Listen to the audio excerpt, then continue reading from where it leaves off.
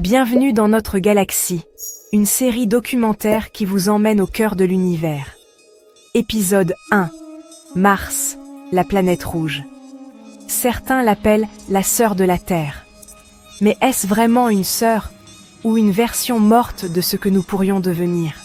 Située à environ 225 millions de kilomètres de la Terre, Mars est la 4e planète de notre système solaire. Elle fait la moitié de la taille de la Terre, mais elle nous fascine depuis des siècles. Sa couleur rougeâtre, c'est de l'oxyde de fer, de la rouille en gros, qui recouvre sa surface. Mars a 2 minuscules lunes, Phobos et Deimos.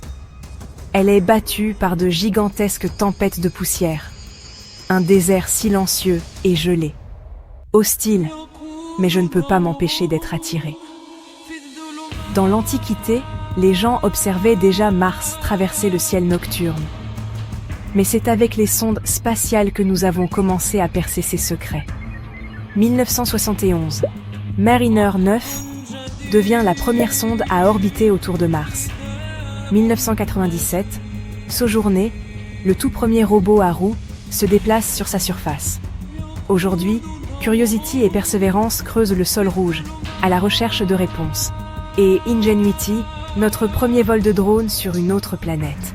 Nous avons trouvé des lits de rivières asséchées, des calottes glaciaires polaires, même des traces de molécules organiques.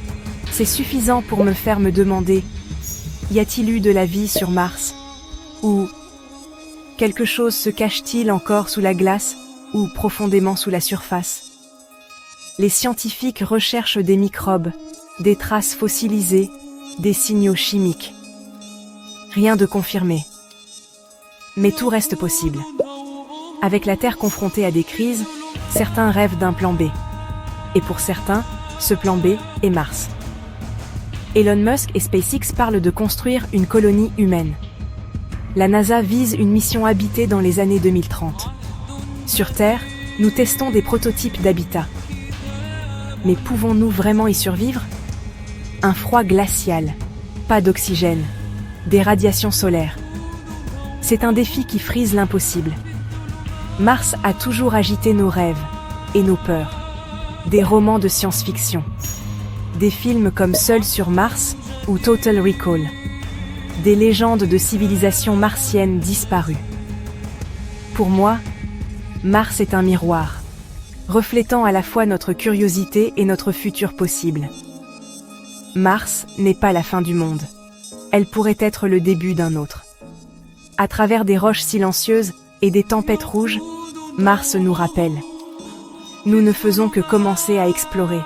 Et qui sait, peut-être qu'un jour, ce seront nos enfants qui marcheront sur cette planète rouge. Restez à l'écoute pour l'épisode 2, Jupiter, la géante gazeuse et ses lunes mystérieuses.